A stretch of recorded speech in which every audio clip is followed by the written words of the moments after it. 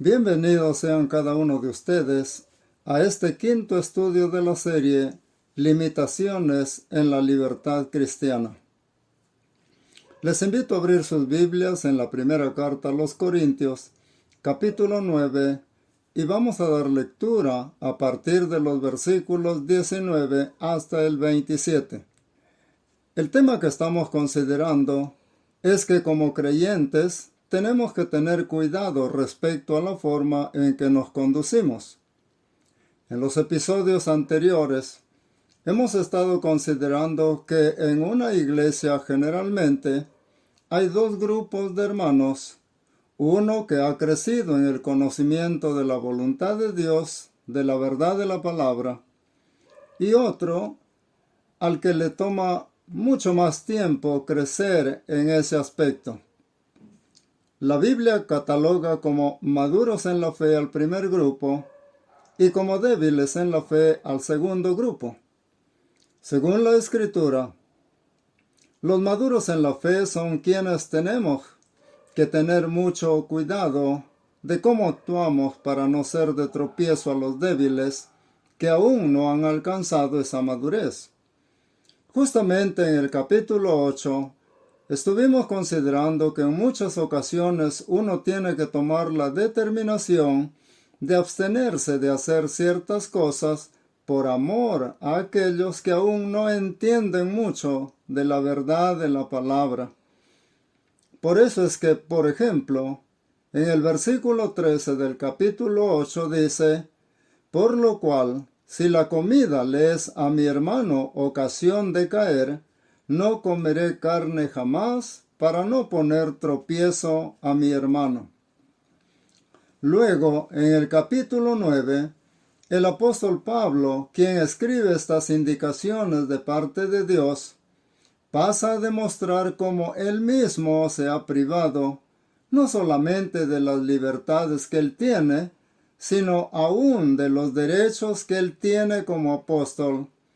Y eso lo estuvimos considerando a partir del versículo 1 hasta el versículo 18. En estos primeros versículos, él ha demostrado que como apóstol del Señor Jesucristo, él tenía el derecho de ser sustentado por las hermandades que él había iniciado. Sin embargo, a partir del versículo 19 hasta el final de este capítulo 9, él menciona que con mucho gusto, por amor a los hermanos y aun a los incrédulos, se privará de ciertas libertades como también de su derecho como apóstol. Con todo eso en mente, pasamos a tener la lectura de la primera carta a los Corintios, capítulo 9, versículos desde el 19 hasta el 27, y dice así: «Por lo cual, siendo libre de todos, me he hecho siervo de todos para ganar a mayor número. Me he hecho a los judíos como judío para ganar a los judíos. A los que están sujetos a la ley, aunque yo no esté sujeto a la ley, como sujeto a la ley, para ganar a los que están sujetos a la ley. A los que están sin ley, como si yo estuviera sin ley, no estando yo sin ley de Dios, sino bajo la ley de Cristo, para ganar a los que están sin ley. Me he hecho débil a los débiles, para ganar a los débiles. A todos me he hecho de todo, para que de todos modos salve a algunos.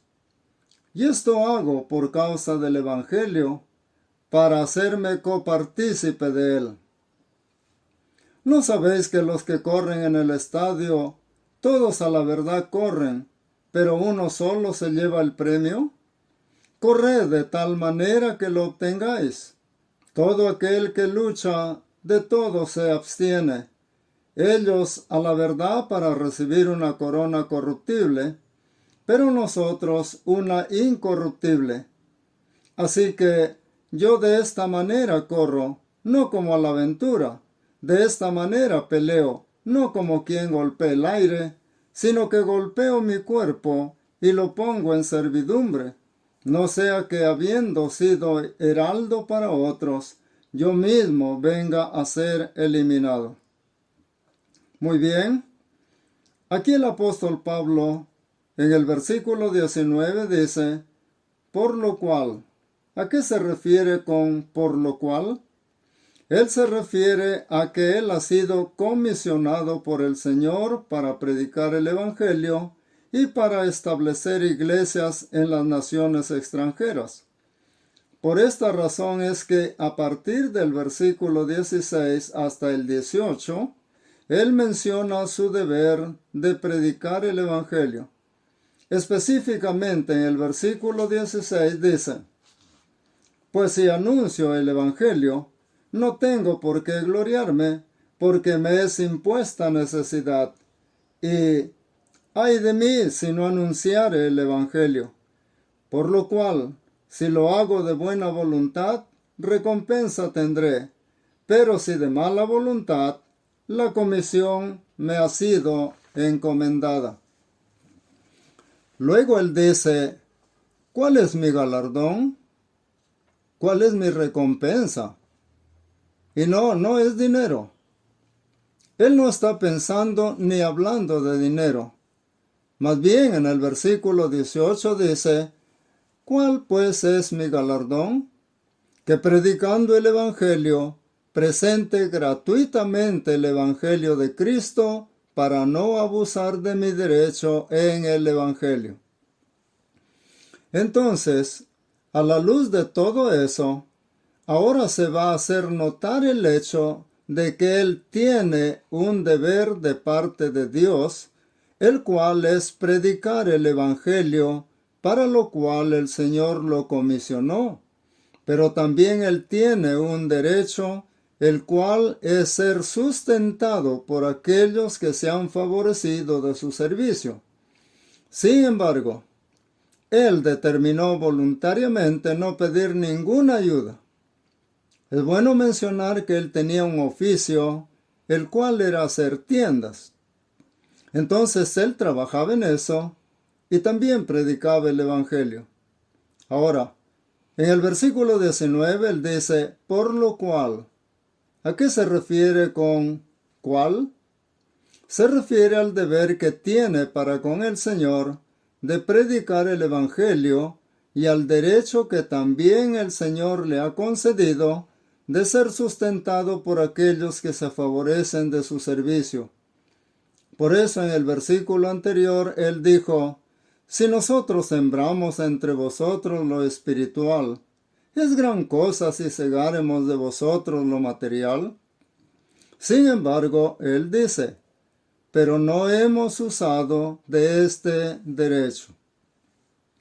Hablando ahora en el aspecto personal, en el mismo versículo 19 él dice, por lo cual, siendo libre de todos, me he hecho siervo de todos para ganar a mayor número. ¿En qué aspecto él era libre? Él allí está hablando de sus libertades, es decir, él podía haberse quedado en un solo sitio predicando, pero no, más bien él fue de aquellos que no se limitaron, que no se conformaron con predicar en un solo sitio. Y hermanos, ese es un principio que también debe estar establecido hoy en día en cada uno de nosotros. Muchos creyentes se conforman, se contentan con que ya son salvos, que por fin ya están a cuentas con Dios, que han escapado de la condenación del infierno y solo se limitan a congregar, escuchar la predicación, regresar a sus casas y eso es todo. Esa no es la vida cristiana. Ese no es el deber que tenemos para con el Señor y para con el mundo. Entendamos eso. Justamente más adelante en el capítulo 10 se presentará en una forma mucho más directa a nivel congregacional que hemos sido llamados por el Señor para servir de testimonio. Más adelante estaremos entendiendo que nosotros somos una comunidad de testimonio, El Señor claramente dijo antes de irse, pero recibiréis poder. ¿Quién iba a recibir ese poder? La iglesia, los creyentes. Pero, ¿para qué iba Dios a dotar de ese poder a la iglesia? Justamente Él dijo, y me seréis testigos. Entonces tenemos que entender que todos nosotros somos testigos. Pero, ¿de qué? ¿O de quién? Somos testigos del Señor ante el mundo. Somos testigos de su gracia, de lo que es la fe, de lo que es ser creyente, evangélico, de haber conocido al Señor. De eso somos testigos. Ser testigos del Señor no es simplemente hablar o predicar. Si bien es cierto que el Señor dijo, id y haced discípulos, pensemos en ¿cómo va a aprender alguien del Señor? ¿Cómo conocería ese alguien al Señor? ¿Cómo lo va a seguir? ¿Cómo le va a obedecer? ¿Cómo le va a servir si no ve esa rendición al Señor en aquellos que ya somos creyentes? Hoy en día muchos predican un evangelio torcido en el que dicen, ¿crees que el Señor murió? Sí, lo creo. ¿Crees que el Señor resucitó? Sí, también lo creo. ¿Crees que el Señor fue al cielo? Sí, lo creo. Ah, entonces ya eres salvo. Y así no es el Evangelio. Al menos no es el Evangelio que el Señor predicó. Él cuando comenzó a predicar, lo primero que en la Biblia se menciona que él dijo fue, arrepentíos, porque allí se empieza. ¿De qué me tengo que arrepentir? Entonces uno tiene que explicar que todos estamos en una mala situación con Dios, que todos estamos perdidos, que estamos mal espiritualmente y sin mérito alguno tal que no hay ninguna buena obra que pueda servir porque somos malos por naturaleza. Y entonces, ¿qué buenas obras puede hacer alguien que es malo por naturaleza? Como el Señor dijo, no hay bueno sino uno, Dios. Entonces, todo eso se tiene que presentar no solo como testimonio verbal, sino también como testimonio vivencial. Como una vez alguien me dijo, todos nosotros somos testimonios vivientes de la gracia de Dios. Entonces, para finalizar el versículo 19, dice, por lo cual, siendo libre de todos, me he hecho siervo de todos para ganar a mayor número. Aquí la traducción dice siervo, pero en realidad la palabra en griego significa esclavo. Entonces está diciendo, me he hecho esclavo de todos, pero ¿con qué finalidad haría eso el apóstol Pablo? ¿Con qué propósito lo hizo? Dice, para ganar al mayor número posible de personas. En cuanto a los creyentes que recién iniciaban en la fe y que aún eran débiles, él lo hacía para madurarlos o edificarlos, para que sean más espirituales y para que vean las cosas del Señor con mayor claridad. Ese es el propósito de un creyente y de forma extensiva, ese es el propósito de una iglesia.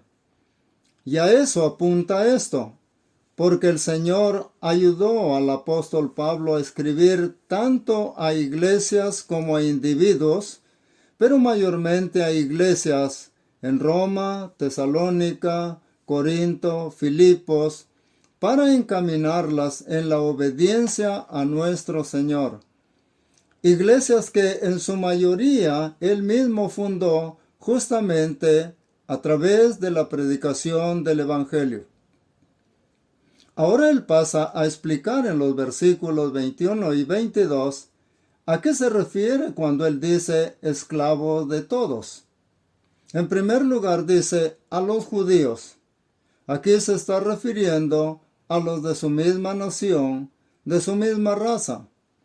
A eso se refiere cuando él dice en el versículo 20, me he hecho a los judíos como judío para ganar a los judíos. Él va a decir varias veces la palabra ganar. Hermano, hermana, ¿cuántos ha ganado usted en todo este tiempo que ha sido creyente?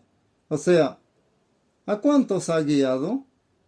¿A cuántos ha testificado usted acerca del Señor? Tenga en cuenta que usted no tiene que convencerlos.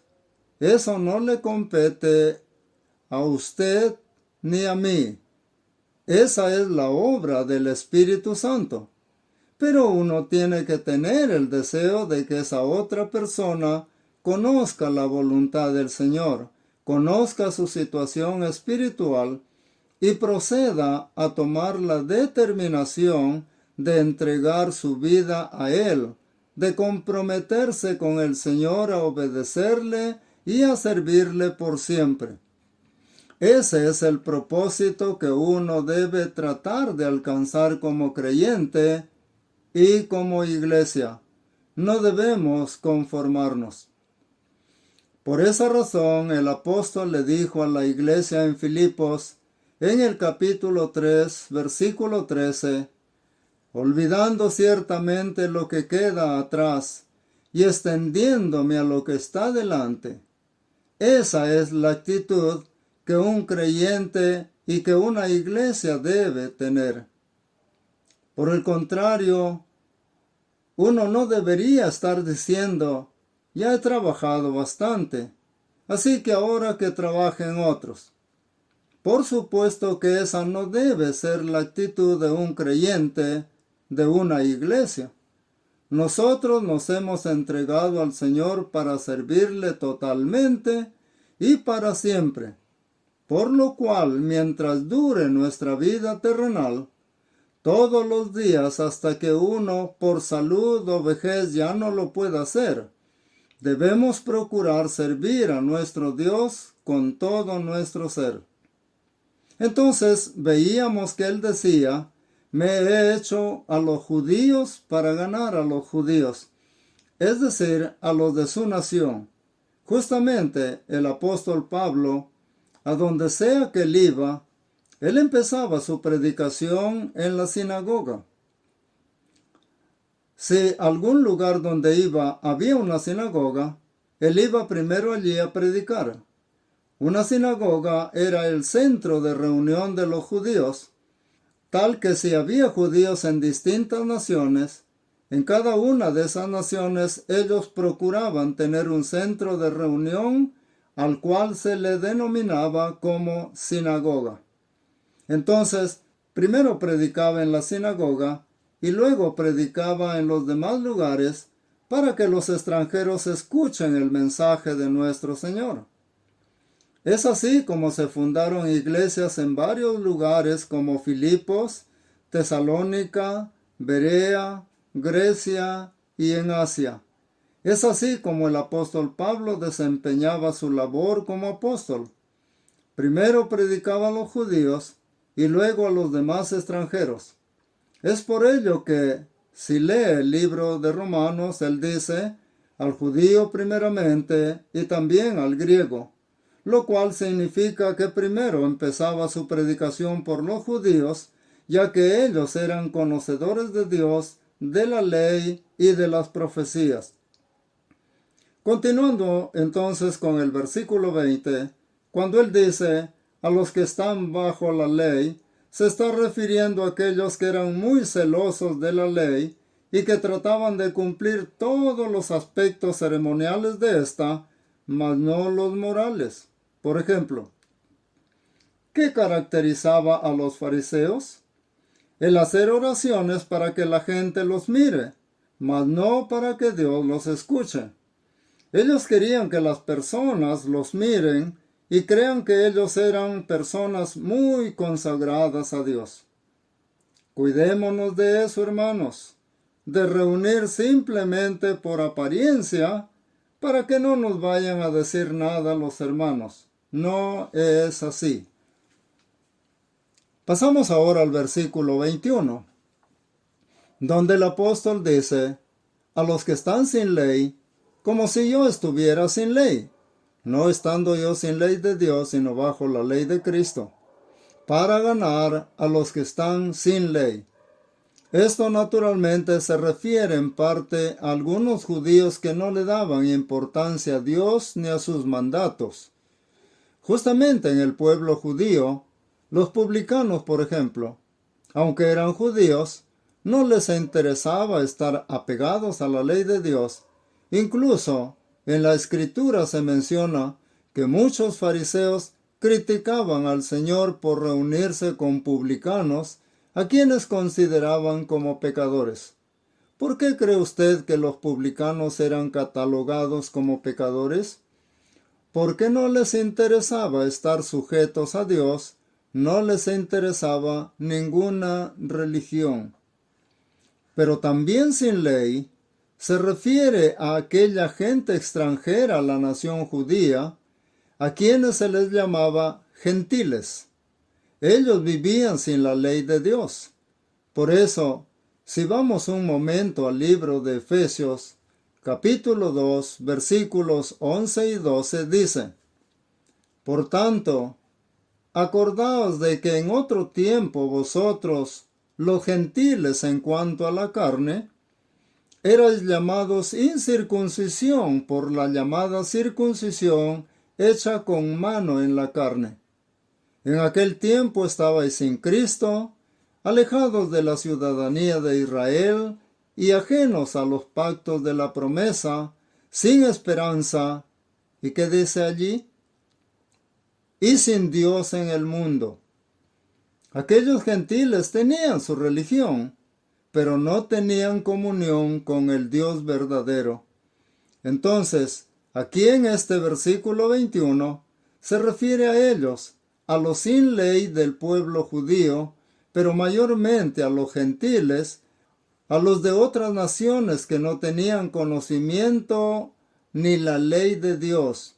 Dios nunca hizo un pacto con un pueblo extranjero, sino solamente con el pueblo de Israel.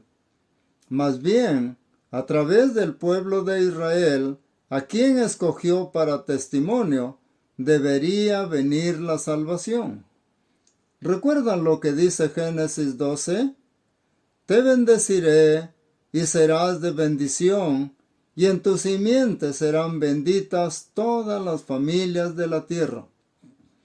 Ahí está la promesa de Dios que hizo a Abraham, e indirectamente estaba la promesa a las naciones extranjeras. Por eso, cuando el Señor conversó con la mujer samaritana, le dijo: vosotros adoráis lo que no sabéis, nosotros adoramos lo que sabemos, porque la salvación viene, ¿de quién? De los judíos. Pasamos ahora al versículo 22, que habla de los creyentes débiles, es decir, de aquellos que ya conocen la verdad de la palabra de Dios, pero que tienen ciertos reparos acerca de algunas cosas.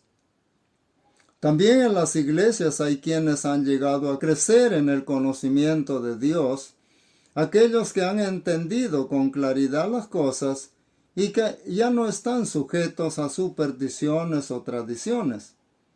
Pero hay algunos que recién están entendiendo poco a poco la verdad de nuestro Dios y aún no tienen claros algunos puntos doctrinales o algunas prácticas. Entonces el apóstol Pablo mencionaba al final del capítulo 8 que comer carne no era malo, pero si eso iba a ocasionar que mi hermano, aún débil en la fe o inexperto en la palabra de Dios o niño en la fe, tropiece, o sea, si eso le iba a ser estorbo para su crecimiento espiritual, entonces él dijo que no comería carne jamás. ¿Para qué? Para no ser un estorbo en el crecimiento espiritual del hermano débil, aún en la fe. Entonces él dice, me he hecho de todo para salvar a algunos. El punto allí es ganar a quienes están perdidos para la salvación, para el Señor. Y él dice, he tratado de ponerme a la altura de todos con la finalidad de ganarlos para el Señor. Entonces, ahora él pone una ilustración. Dice ahí en el versículo 24, ¿no sabéis que los que corren en el estadio, todos a la verdad corren, pero uno solo se lleva el premio? Los corintios estaban familiarizados con esto porque los griegos tenían dos grandes eventos deportivos, las Olimpiadas y luego los Juegos Ístmicos. Los Juegos Ístmicos se realizaban en Corinto. Entonces ellos estaban familiarizados con las carreras, los premios, y por eso él les pregunta, ¿no sabéis que los que corren en el estadio, todos a la verdad corren, pero uno solo se lleva el premio? Luego viene la aplicación y dice, corred de tal manera que lo obtengáis. Corred, corred, hermano. Nosotros estamos en una carrera. Por eso en Hebreos 12 dice que corramos con paciencia la carrera que tenemos por delante.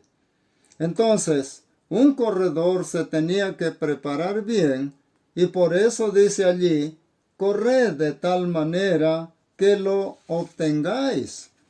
Hermano, hermana, ¿cómo está usted enfocando su vida en el Señor?